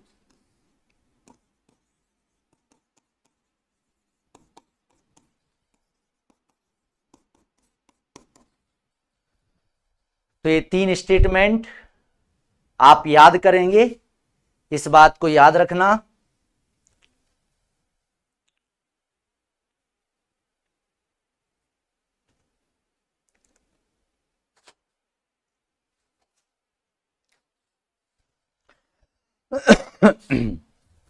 अब भारतेंदु युग की विशेषताएं तो मैं आपको पढ़ा ही चुका हूं कि यहां पर राष्ट्रभक्ति और राजभक्ति में क्या होगा? द्वंद्व चलेगा। राष्ट्रभक्ति भी करेंगे और राजभक्ति मतलब अंग्रेजों की प्रशंसा भी करेंगे, और राष्ट्र की दुर्दशा पर शोक भी व्यक्त करेंगे और भारतीय जनता को एक होने का आह्वान भी देंगे। इसका कारण यह है कि अंग्रेज इस समय क्या लगा रहे थे? पेनल्टी लगाकर जो पब्लिकेशन है, प्रकाशन है किसी भी किताब का, उसको जब्त कर देते थे। इसलिए उनसे बचने के लिए उनकी झूठी प्रशंसा इस समय के नाटककारों को करनी पड़ी थी। दूसरी विशेषता है कि इस समय आदर्शवादी नाटक भी लिखे जा रहे थे, जो भारतीय समस्याओं पर लिखे जा रहे थे। जैसे सामाजिक समस्या, जिसमें बाल विधवा हो गया, तो बाल विधवाओं की समस्याओं पर, विधवा पुनर्विवाह ना करवाने पर जो समस्याएं उपज रही थी, वो हरिश्चंद्र जी ने कहा भी था कि विधवा विवाह निषेध कियो, व्यभिचार बढ़ायो। तो यह सारी समस्याएं थी। जो भारतीय धन विदेश जा रहा था, अंग्रेज ले जा रहे थे, वो वाली समस्या भी यहां पर थी। जातिवाद की समस्या भी यहां पर थी। वृद्ध विवाह मतलब अनमेल विवाह की समस्या भी यहां पर खड़ी हुई थी। और किसानों की, गरीबों की समस्याएं अलग चल रही थी। तो इतनी सारी समस्याएं हमारे समाज में, रोग, ये समस्याएं हमारे समाज में पैठ कर गई थी। तो इन समस्याओं के ऊपर ही नाटक लिखे गए। और हरिश्चंद्र जी तो नाटकों के प्रथम प्रयोक्ता हैं। इन्होंने नाटकों को बाबा तुलसीदास जी के बाद पहली बार नाटक खेलने के लिए पूरी मंडली तैयार की थी। सबसे पहले नाटक खेलने का जो प्रचार किया हिंदी में, वो बाबा तुलसीदास जी ने करवाया था काशी में। तो काशी में बाबा तुलसीदास जी ने रामलीला, ध्रुव लीला, प्रहलाद लीला, ये सब नाटक खिलवाए थे। क्यों? क्योंकि वहां से जो गलतियां थी या जो विसंगतियां थी वो समाप्त हो जाए समाज में से। और वही काम भारतेंदु जी ने किया। और नाटकों का लेखन ही नहीं किया उन्होंने, नाटक खेले भी हैं। खुद नाटक लिखते थे, खुद नाटक में पार्टिसिपेट करते थे, मंच बनाते थे पूरी मंडली, और काशी में नाटक का प्रचार होता था। और आप लोग भी जब गांव से जुड़े होंगे तो छोटे में देखा होगा, रामलीला हुआ करती थी, रामलीला मंडली आया करती थी पहले। बड़ा शौक होता था भाई नाटकों का, जब टीवी नहीं थी। अब टीवी आई तो उन लोगों ने ऐसे नाटक प्रारंभ कर दिए कि जिनको देखकर बुद्धि दूषित हो जाती है। स्वरा भास्कर के नाटक देख लीजिए आप। घर जिसका नहीं बिगड़ रहा हो उसको इसके नाटक दिखा दो, घर बिगड़ जाए। तो वही चीजें हैं। यह दौर सामाजिक, सांस्कृतिक, राजनीतिक परिवर्तनों का दौर था। आप विशेषताएं पढ़ ही चुके हैं। जब मैं कविता पढ़ा रहा था तो सारी विशेषताएं मैंने पढ़ाई थी इस युग की।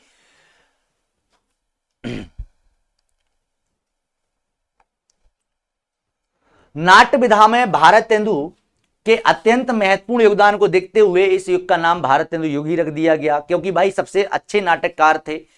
खड़ी बोली में आधुनिक नाटक लिखने का श्रेय इन्हीं को जाता है, बिल्कुल जाता है। अब इनके नाटकों को हम 2 भागों में बांट लेते हैं, हमको भी पता है, अनुदित नाटक और मौलिक नाटक। मैंने आपको एक स्टोरी सुनाई थी कि बचपन में जब भारतेंदु जी 15 और 16 वर्ष के रहे होंगे तब ये कहां गए थे, तो बैजनाथ घूमने गए थे।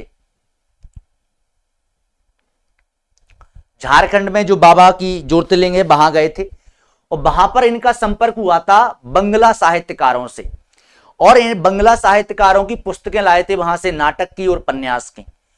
और वहीं से जब इन्हें लेके आए तो इन्होंने सबसे पहले उपन्यास लेखन को भी प्रोत्साहन दिया और नाटक लेखन को भी। तो इनका जो नाटक लेखन है वो बंगला साहित्य से प्रेरित है, इसलिए सबसे पहले इन्होंने अनुवाद किया था, क्योंकि फिर ये लिखना सीखे। शुरू में अब आदमी जब सीख रहा होता तो सबसे पहले इन्होंने अनुवाद किया था, तो वही अनुदित नाटक हैं। और मौलिक नाटक जिन्होंने जो अपने मन से मौलिक घटनाओं पर लिखा वो मौलिक नाटक के अंतर्गत आते हैं। आगे चलते हैं, ये बीच में कहां से आ गया, अच्छा मैं नहीं लिखा था तो इसको ऊपर कर देते हैं।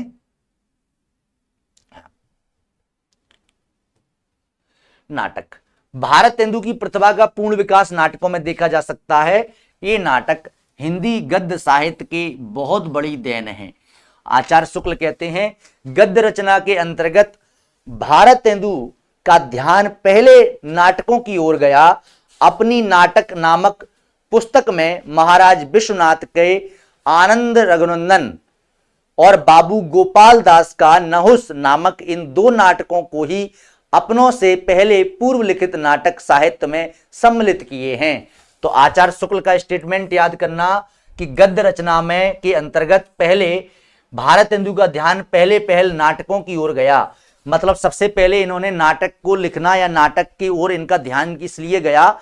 नाटक एक ऐसी विधा है जो समाज में बहुत जल्दी पहुंचती है। कैसे? अब आपने कोई नाटक लिखा किसी भी समस्या पर और आपने मंच बनाया और अपनी पूरी कमेटी ली और नाटक खेलने लगे, 100 लोग नाटक को देखने आ गए और जो आप संदेश देना चाहते थे उस नाटक के माध्यम से, जो अभिनय के माध्यम से, वो अभिनय समाज तक पहुंच गया। आपको पता नहीं है 1857 की क्रांति जो हुई उस समय नाटकों का बहुत बड़ा रोल रहा, क्योंकि छोटे छोटे गांवों में लोग जाकर नाटक खेलते थे। आज भी आप देखते हो, आजकल तो यूट्यूब का युग हो गया, इंटरनेट का हो गया, लेकिन तब भी 8-10 लोग एक सी ड्रेस पहन के, टी शर्ट पहन के किसी विशेष कंपनी की और कोई नाटक खेलते हैं छोटा सा, वो ही है। तो इन्होंने एक पुस्तक लिखी थी नाटक। ये नाटक पुस्तक इनका निबंध है, आलोचना की पुस्तक है, इसलिए इसको सबसे पहली आलोचना की पुस्तक भी मानी जाती है। तो ये नाटक नाम से जो किताब लिखी वो नाटक नहीं है, आलोचना की पुस्तक है। और इसमें सबसे पहले इन्होंने क्या कहा कि महाराज विश्वनाथ रघुनंदन के द्वारा लिखी गई आनंद रघुनंदन और अपने पिताजी के द्वारा लिखी गई नहुस, ये दो नाटक को ही हरिश्चंद्र जी अपने से पहले नाटक मानते हैं और किसी भी नाटक को, अपने से पहले नाटक को हिंदी साहित्य में इन्हें स्वीकार नहीं किया। आचार्य शुक्ल ने इन्हें नर प्रकृति का कवि कहा है। आप लोगों के लिए एक बता दूं बात कि ये सारे नाटक मैं आपको आधुनिक काल जब स्टार्ट किया था भारतेंदु युग, तो भारतेंदु की साहित्य के साथ भी पढ़ा दिए थे। जयशंकर प्रसाद के नाटकों की ट्रिक जो आपको मैंने सिखाई थी वो वहीं सिखाई थी, अब दोबारा पढ़ रहे हैं हम। तो यही फायदा होता है कि जब आप पूरा साहित्य पढ़ते हैं और फिर अलग अलग करके पढ़ते हैं तो कई चीजें आपको दो बार मिलती हैं। और यही मैंने काव्य शास्त्र में किया था। काव्य शास्त्र में हेतु वगैरह पढ़े तो अलग अलग पढ़े और फिर एक एक कवि को पढ़े तब भी हमने लिखे। हिंदी नाटकों का आरंभ भारतेंदु हरिश्चंद्र से ही स्वीकार करना चाहिए, ये नगेंद्र भैया कह रहे हैं और ये मैंने आपको अभी लिखा दिया, यही पॉइंट था वो जो मैं लिखा दिया था। अब आते हैं इनके मौलिक नाटकों पर। और मौलिक नाटक पहला इनका कौन सा है? वेद की हिंसा हिंसा ना भवती 1873। इसको याद कर लीजिएगा कि भारतेंदु जी का दो प्रकार से पूछा जाएगा पहला नाटक। कैसे पूछा जाएगा? तो इनका पहला नाटक ऐसे पूछा जाएगा, एक तो आएगा पहला अनुदित नाटक, एक तो ये पूछा जाएगा। दूसरा पहला मौलिक नाटक।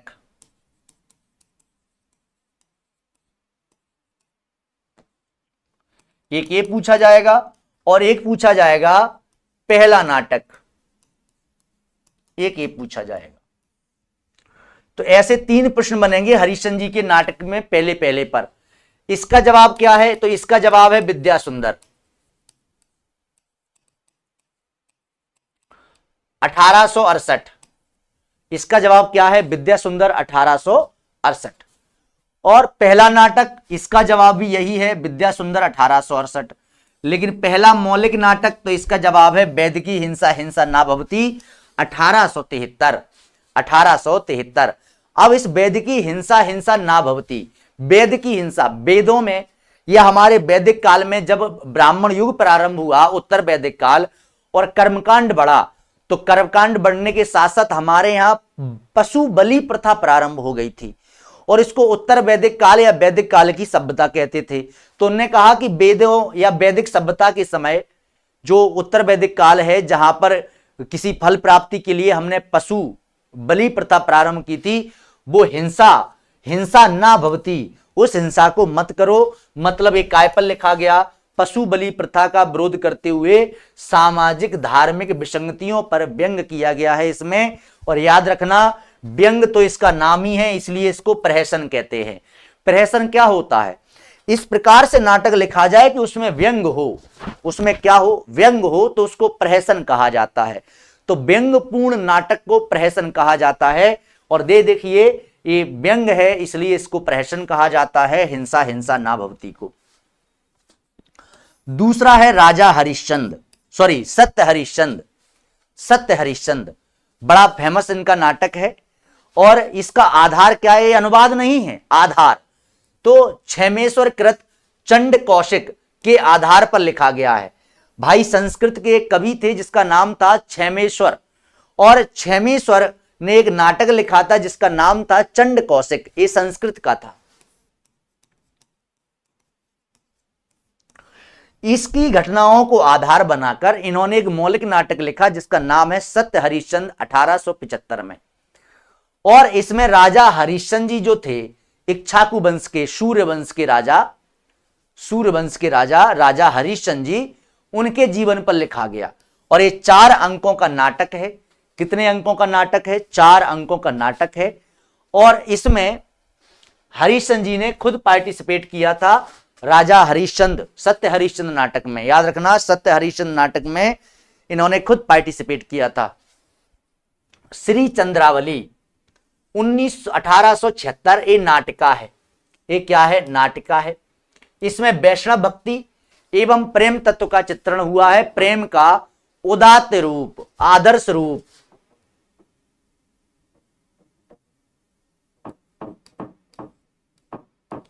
आदर्श रूप वर्णित है किसी में? चंद्रावली में।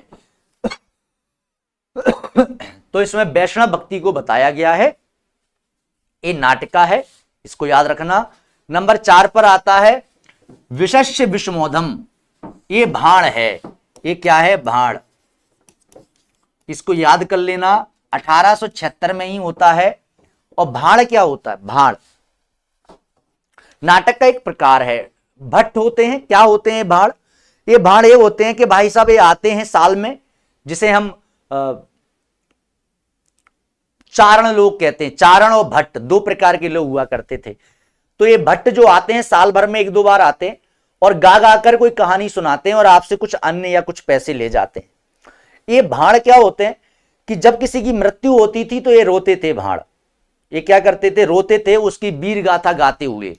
ओ महाराज तो इतने पराक्रमी थे और रो रहे हैं, और फिर महाराज की पूरी कीर्ति गाएंगे रो रो कर। इनको कहा जाता था भाण। तो जब ऐसे नाटक कोई लिखे जाएं जिसमें हमारी गौरवशाली परंपरा पर, हमारी किसी पद्धति पर रोया जाए, तो उसको भाण कहा जाता है। तो देसी नरेशों की दुर्दशा पर आंसू बहाते हुए चेतावनी दी गई कि यदि वे ना संभले तो धीरे धीरे अंग्रेज सभी रियासतों को अपने अधिकार में ले लेंगे। ये है विशस्य विषमोधम। ये काय पे लिखे गया? तो देसी नरेशों की दुर्दशा पर लिखा गया। भाण है 1876। आगे आता है भारत दुर्दशा। ये नाट्य राशक है। ये क्या है? नाट्य राशक। भारत दुर्दशा 1880। इसको बच्चन सिंह ने पहला राजनीतिक नाटक माना है। प्लीज इसको नोट कर लीजिए कि बच्चन सिंह ने, डॉक्टर बच्चन सिंह ने इसे पहला राजनैतिक नाटक माना है। और ये स्टेटमेंट आएगा जरूर, कहीं मैंने लिखा है इसमें आएगा, लेकिन आप यहीं लिख लीजिए ताकि आपको याद बना रहे। भारत दुर्दशा 1880, इसको जितना याद कर पाओ कर लो, क्योंकि ये पूछा जाएगा दुनिया के हर एग्जाम में। अगर आप हिंदी साहित्य से एग्जाम दे रहे हैं तो ये नाटक पूछा जाएगा। ये पटवारी तक में पूछ लेते हैं, जहां सामान्य हिंदी होती है, विशिष्ट हिंदी नहीं होती। तो फिर आप लोग तो विशिष्ट हिंदी की तैयारी कर रहे हैं। भारत दुर्दशा 1880, नाट्य रासक रूप है इसका, ये भी याद रखना है। और आपको पता है भारत दुर्दशा भारत की दुर्दशा पर लिखा गया। यह हिंदी का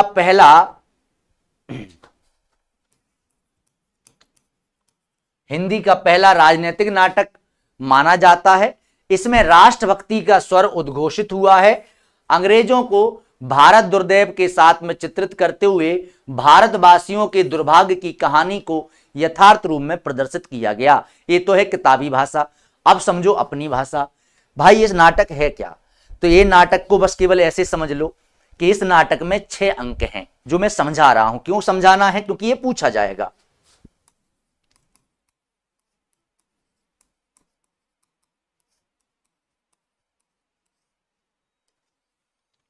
इसमें कितने अंक हैं? 6 अंक हैं। ध्यान से समझना, 6 अंक। और 6 अंक की मैंने ट्रिक बनाई हुई है आपको क्रम से याद रखने के लिए। 6 अंक की क्या है ट्रिक रखी हुई है, आप इसको क्रम से याद कर लें। इसका पहला अंक है बीथी। पहला अंक क्या है? बीथी। ये इसका पहला अंक है। 6 अंक हैं। पहला अंक है बीथी। बीथी क्या होती है कि पर्दा खुली, नाटक के मंच की पर्दा खुली। आप देख पुराने जो नाटक जो खेले जाते हैं मंच पर आपकी आंखों के सामने, उनकी बता रहा हूं, टीवी वाले नहीं बता रहा हूं। पर्दा खुली और पर्दा खुलते ही एक यहां पर कौन आएगा? योगी आएगा। कौन आएगा? योगी। और योगी यहां पर लावनी गाता है।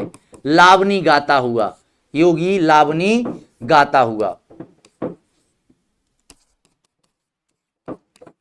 गाता हुआ।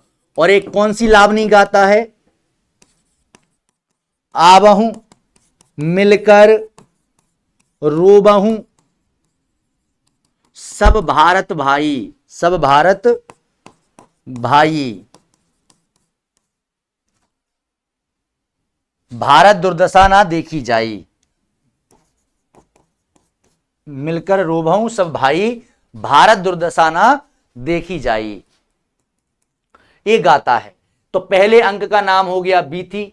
बीथी में क्या होता है कि योगी मतलब एक व्यक्ति आता है जो सन्यासी के भेष में होता है, और वो एक गाता हुआ चला जाता है। और ये किस छंद में लिखी गई है? लावनी कहते हैं इसको। लोकगीत की जो प्रेरणा होती है उसमें ये गाता है। तो पहला, अगर आपसे पूछा जाए कि योगी आवहूं मिलकर रोबहूं सब भाई, ये किस अंक में गाता है? पहले अंक में गाता है। इसको क्या कहते हैं? लावनी गाता है ना, ये लावनी गाता है। दूसरा अंक क्या है? तो दूसरा अंक है शमशान। दूसरा अंक क्या है? शमशान। और शमशान में फटे कपड़े पहने भारत, भारत इसका पात्र है ना। भारत क्या है? इसका एक पात्र है, जिसे भारत इंडिया मानते हैं कि भारत है। शमशान में फटे पुराने कपड़े पहने हैं, फटे जूते चप्पल पहने हैं, मंदिर है, टूटा फूटा कौआ है। तो ऐसे वहां पर अशुभ पात्र हैं जो दुर्दशा को बताते हैं। वहां पर भारत बेहोश डला हुआ है। कैसा डला हुआ है? वहां पर भारत बेहोश डला है। और उसके संयोगी 2 पात्र और इसमें आते हैं, निर्लज्जता। कौन कौन आता है? निर्लज्जता और आशा। तो इसके 2 पात्र और हैं यहां पर, निर्लज्जता और आशा। तो आपसे पूछा जाएगा कि भारत दुर्दशा नाटक में भारत पात्र किस अंक में है, किस अंक में आया? तो आपको बताना पड़ेगा दूसरे अंक में शमशान।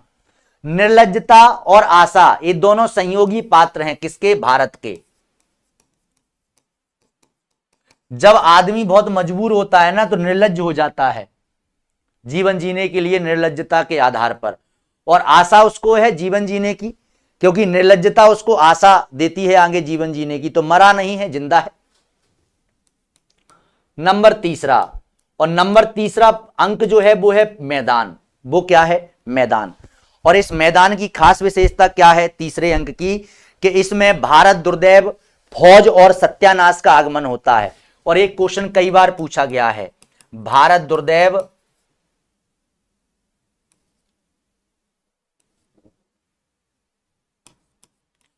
भारत दुर्दैव, सत्यानाशी फौजदार का आगमन।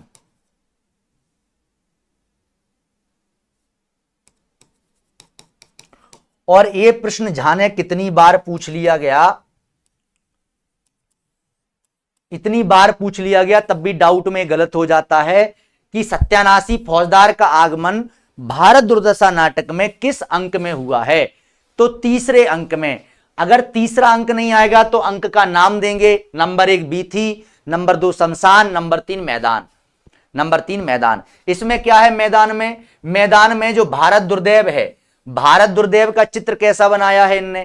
तो इसका आधा बनाया है मुसलमान और आधा बनाया है अंग्रेज, किंग्रिस्तानी इसको बनाया है। तो ये आधा इसका फॉर्मेट क्या है? मुसलमान है, मुस्लिम। और आधा क्या है इसका? आधा फॉर्मेट है अंग्रेजी का, मतलब अंग्रेजों का। ये इस फॉर्मेट में बनाया है भारत दुर्दैव।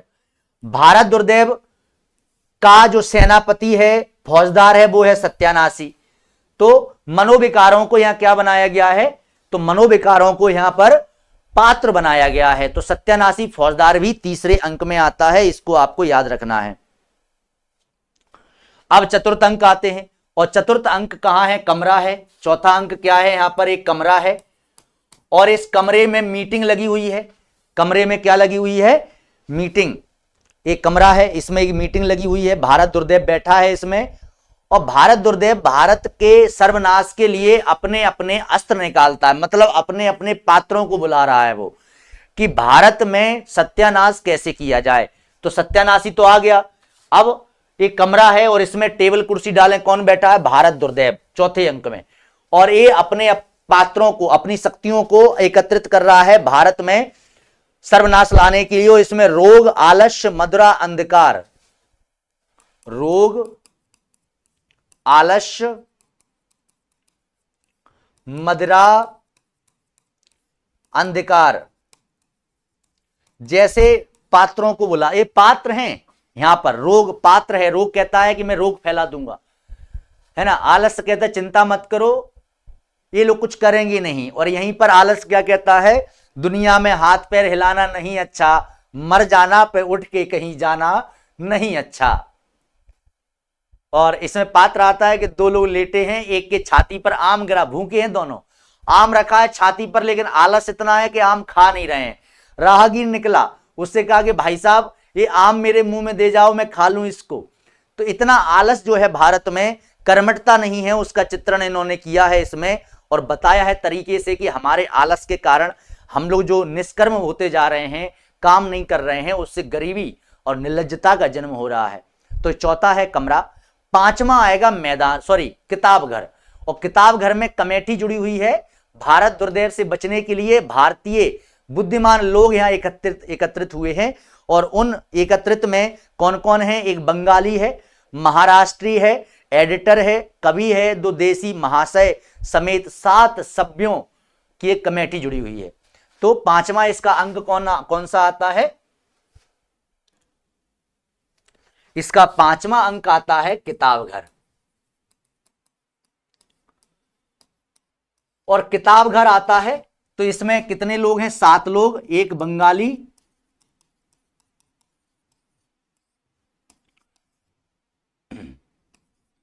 महाराष्ट्री,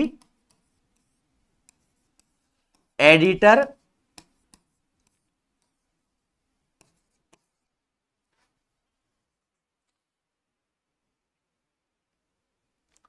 कवि।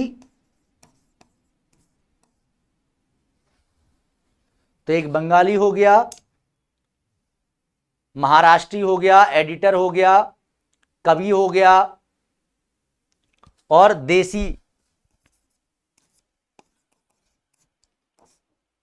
महाशय। ऐसे टोटल मिला के कितने हो जाते हैं? ये 7 हो जाते हैं। 7 लोगों की कमेटी जुड़ी हुई है और ये किस विचार पर विचार कर रही है? तो ये कह रही है कि भाई भारत दुर्दैव से कैसे बचा जाए, भारत दुर्दैव से कैसे बचा जाए, इस पर विचार विमर्श करने के लिए ये लोग यहां पर एकत्रित हुए हैं, ये लोग यहां पर एकत्रित हुए हैं। अब इसी बीच में क्या आता है कि इसी अंक में, जो 5वां अंक है, ध्यान देना यहां पर, इसी अंक में डिसलॉयल्टी का कानून आता है।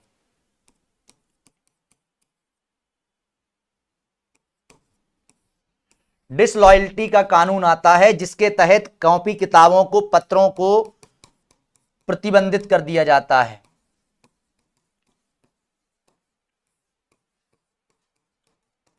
और इस डिसलॉयल्टी कानून का यहीं पर भारत तेंदु हरीशचंद्र जी ने प्रयोग किया था और इस पूरे नाटक को अंग्रेजों ने जब्त भी कर लिया था, डिसलॉयल्टी लगा भी दी थी इस पर, है ना। तो एक उन्होंने कानून बनाया था डिसलॉयल्टी का। डिसलॉयल्टी क्या होती थी कि अगर अंग्रेजों को लगता है कि तुम्हारे किसी भी साहित्य में या किसी भी पत्र में अंग्रेजों के प्रति नफरत या जनता को भड़काने की सामग्री है, तो डिसलॉयल्टी कानून के तहत उसको जब्त किया जाएगा, लिखने वाले पर फाइन किया जाएगा। तो इसका उल्लेख भारत तेंदु जी ने यहीं किया है 1880 में।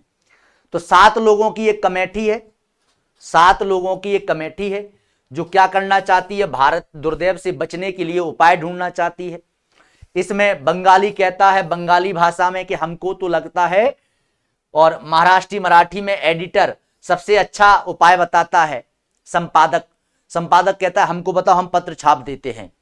और कवि महाशय कहते हैं कि हम ऐसी कविताएं लिखेंगे जिससे राष्ट्र में सब लोग जग जाएंगे। देसी महाशय लड़ने को तैयार रहते हैं। चलते हैं आगे। तो नंबर 5 हो गया किताब घर, और नंबर 6वां है, नंबर 6वां कौन सा है? तो नंबर 6वां है वन। कौन सा है? वन। भारत भागता है और भारत भागते भागते वन में आ जाता है और भारत यहां अपने आप में चाकू मार लेता है। भारत मूर्छित हो जाता है, अपने आप में चाकू मार लेता है।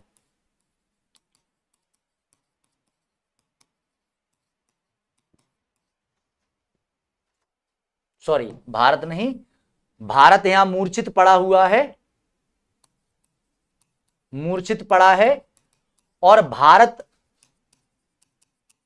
भाग्य, एक भारत भाग्य मतलब भारत का भाग्य आता है और भारत भाग्य इसे जगाता है, इसे जगाता है, लेकिन ये जागता नहीं है। तो भारत भाग्य क्या करता है? चाकू मार लेता है अपने आप में।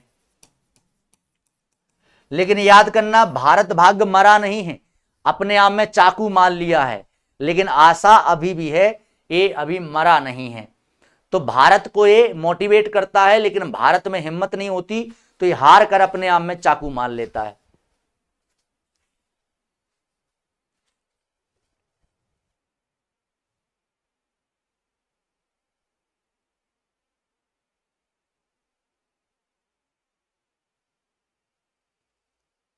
तो अब आपसे कौन कौन से क्वेश्चन पूछे जाएंगे? तो सबसे पहला पूछा जाएगा कि भारत भाग्य नामक जो पात्र है इसका आगमन किस अंक में हुआ? तो 6वें अंक में हुआ, जिसका नाम है वन। फिर आपसे पूछा जाएगा कि बताओ भारत दुर्दैव से बचने के लिए 7 सब महाशयों की जो कमेटी बनाई गई थी वो किस अंक में है? तो किताब घर में है। कहां है? किताब घर में चुपके से मीटिंग कर रहे होते हैं, है ना। ये 5वां अंक है। फिर आपसे पूछा जाएगा 4थे अंक में कि एक बताओ कि रोग, आलस्य, मदरा, अंधकार का आगमन किस अंक में होता है? तो 4थे अंक में होता है। आपसे पूछा जाएगा भारत दुर्दैव और सत्यानाशी फौजदार का आगमन किस अंक में होता है? तो 3रे अंक मैदान में होता है। आपसे पूछा जाएगा कि भारत पात्र का जो वर्णन है वो पहले कहां प्रारंभ होता है? तो शमशान में होता है, 2रे अंक में। निर्लज्जता और आशा भी संयोगी पात्र इसी में आते हैं। और पहला अंक है बीथी, जिसमें लावनी गाई जाती है, और लावनी क्या है, योगी लावनी गाता है, आवहूं मिलकर रोबहूं सब भारत भाई, भारत दुर्दशा ना देखी जाई। और इस नाटक की टेक क्या है, तो इस नाटक की टेक है अंग्रेज राज साज सुख सजे सब भारी, पै धन विदेश चलो जात है, यह दुख ख्वारी। ये इसकी टेक है इस नाटक की। अब आपको भाई बातें होगी कि सर ये तो हमें किताबों में मिल जाता है, अब इसकी ट्रिक बता दो, तो ट्रिक देख लेते हैं।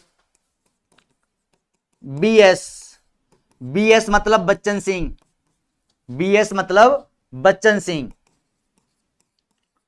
ये अपने वही आलोचक भैया बच्चन सिंह। तो बीएस को मैं नीचे की तरफ लिखता हूं,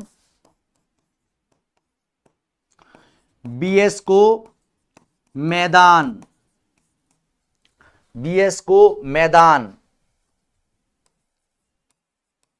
कमरा, किताब घर,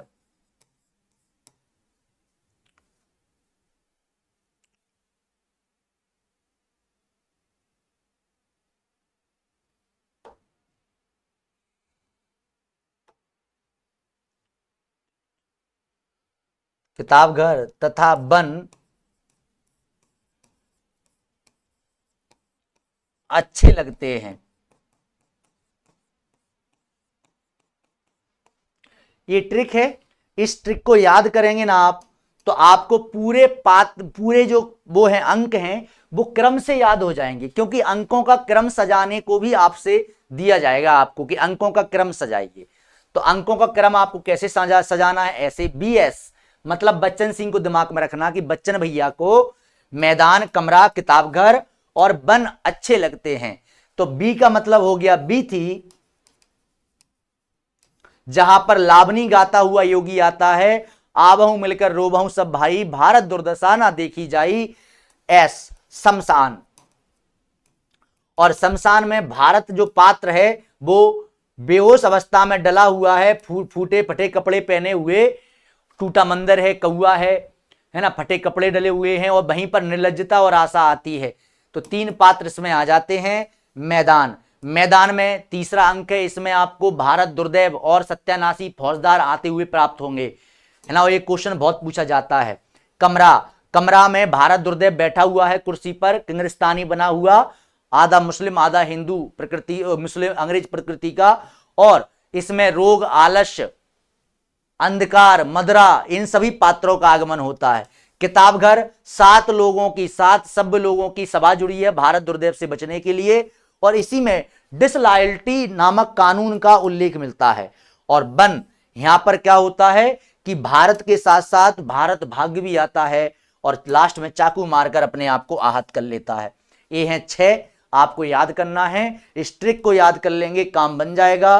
और जो मैंने समझाया है उतना तो आप याद बना ही रखना, क्वेश्चन आता है और क्वेश्चन गलत नहीं होना चाहिए। पहला राजनीतिक नाटक है बच्चन सिंह के अनुसार। क्या यहां तक क्लियर है चीजें?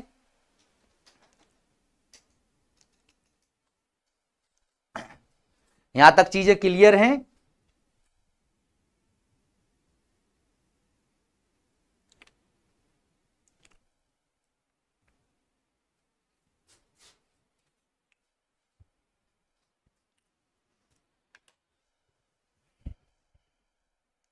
यहां तक समझ में आया कि नहीं आया? मैं ये पूछना चाहता हूं, ये नाटक याद हुआ कि नहीं हुआ? वैदिकी हिंसा, हिंसा ना भवती, वैदिक काल में हिंसा होती थी किसकी? पशु बलि की, वो उसको रोक रहे थे। तो वैदिकी हिंसा, हिंसा ना भवती प्रतिपाद्य क्या है? पशु प्रथा का विरोध करना।